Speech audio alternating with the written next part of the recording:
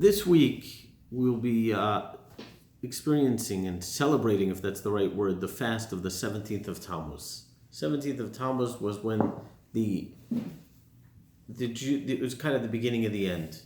The 9th of Av, which is 3 weeks from Thursday, is when the temple was destroyed. The first and second temples were destroyed.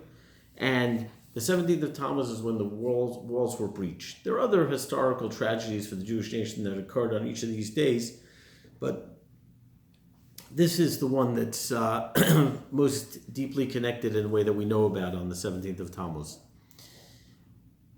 The temple, the Gemara tells us, Talmud says, why were the two temples destroyed? The first one was because of terrible sins the Jews did, idolatry, they were sexually immoral, they committed murder. The Talmud says the second temple, they fulfilled all these commandments. Why was it destroyed? The Gemara answers the Talmud because of sinas chinam, because of baseless hatred. There was baseless hatred, and there's a few pages of the Gemara of the Talmud and Tractate Gittin, which at length tells the stories of what happened at that point in history.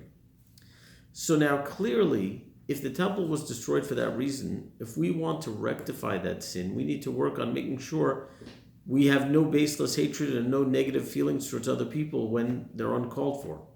How do we work on this?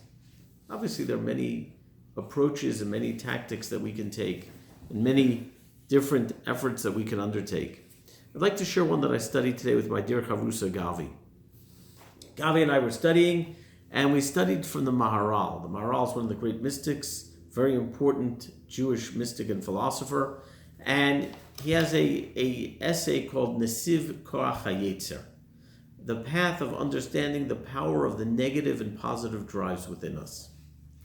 He begins with a statement from Mishlei, a verse, a pasuk from Mishlei, from Proverbs, written by King Solomon. The verse says, "Imrov sonacha hechelu lechem." If your enemy, if you're the one you hate, is starving, is hungry, feed him bread. Give him bread to eat. If he's thirsty, give him water. Because coals you are stoking on his head, and Hashem and God will pay you back. What does this mean? If your enemy is hungry, give him food, give him drink. You're stoking coals on his head, God will pay you back. The Maharal explains.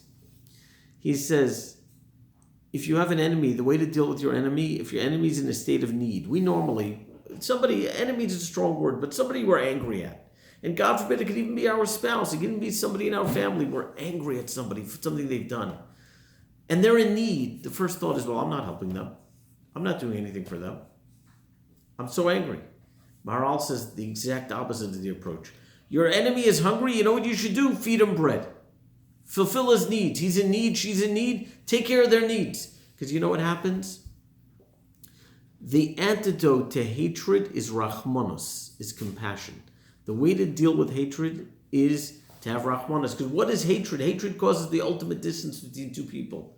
Rachmanos is compassion. But look at the amazing brilliance of the Hebrew language, of biblical Hebrew, of Lashon HaKodesh. Rachmanos, the root of the word rachmanos is rechem. A rechem is a womb. You know, the closest relationship that's possible for two human beings to have is a mother and the fetus in her womb. There's nothing closer. She's sustaining this child. She's carrying this child. That's the closest connection. Compassion is a desire to connect to somebody. How do I connect to them? I don't connect to them by being angry at them. The way I connect to them is by filling their needs, being there for them. That's what I do. And you know what happens? I'm stoking coals on the person's head. What that means is that I'm nullifying the person. The person right now is an adversary, somebody out there. When I consume the person, what happens is the person becomes one with me. They're no longer a separate entity. They become connected to me. And then God will pay me back. The word Yishalem doesn't just mean to pay. It also means shalom, will make peace. The way I make peace is by being there for another person. One of the great Hasidic masters, the Tzemach Tzedek, said something so amazing. He said, we find something very interesting, an interesting phenomenon. A child can get really angry at the parent. A young child wants a toy to play with or wants some ice cream or whatever it is, and the parent says no. And the child reacts very strongly and says, Mommy, I hate you. I don't want to talk to you. You're bad, Mommy. I'm so upset. And what happens 2 minutes later? The child forgets about it. Suddenly there's a new opportunity. Instead of a toy, it's ice cream this time, it's a candy, it's playing, whatever it is, and suddenly the child forgets all about it. But then you have two adults who one stepped on the other's foot proverbially. One forgot to invite the other to a wedding that they're making their family, or they weren't thoughtful to them. They forgot to call them at a time of need. 30 years later, they're still talking about it. They're still so angry. Why is it that young children get over things in seconds and adults spend lifetimes harboring hurt and grudge? Says the Tzemach Tzedek, the most brilliant idea. He says, in life we have a choice. Do you want to be happy or do you want to be right? When you're a child, your focus is being happy. So it's not about the fact that mommy's wrong or whatever it is. Suddenly there's an opportunity to be happy. I'm happy. I forget all about what was done in the past. When we're adults, we start becoming sophisticated intellectually, and suddenly it's all about being right. When I'm being right, I never give in. But what happens in my life? I'm bitter. I'm sad. I remember seeing such a sad experience. I was visiting somebody it was on the East Coast, not in Texas, visiting somebody, and their neighbor, there were two sisters that lived across the street from each other. And the neighbor of the person I was visiting was the sister of the one directly across the street. And the woman who lived next door to the one I was visiting got into a fight with her sister and with her parents. And her parents were visiting for a bar mitzvah of a child of her sister across the street. And they were literally, you threw a ball, it would have hit the other person. That's how close they were. 3 steps, 5 steps away. And they're looking at each other and they're not talking. This one's not going to the bar mitzvah. This one's not going to say hello to her own parent. The parents are not saying hello to the child. How devastating, how terrible that is. When we get caught up in being right, that's when it all falls apart. Focus on being happy. That's what it's about. In my relationships, of course, in my ideals, I have what's right and what's wrong, but in my relationships, it's about being happy. That's what I want the focus to be. And that's how I can make peace with somebody else. So when somebody's wronged me, don't get caught up in the principle of the matter. Don't get caught up in self-defense and so on, that we were so good at that. That's not the point. The point is focus on doing for the other person. When you do for the other person, even if it doesn't feel good the first second, but you know what you're going to gain? You're going to gain a connection.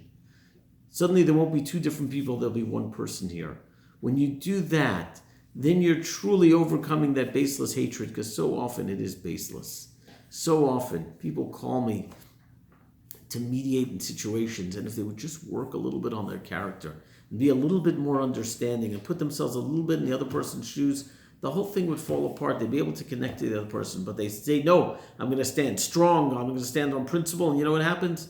There's hatred, there's negativity, there's hurt, and it hurts so many people. Don't go that way. Follow the brilliant wisdom of the Maharal, the way he's understanding the words of King Solomon. If your enemy is hungry, feed them bread. And you know what's going to happen? You're going to have peace. You're going to have shalom.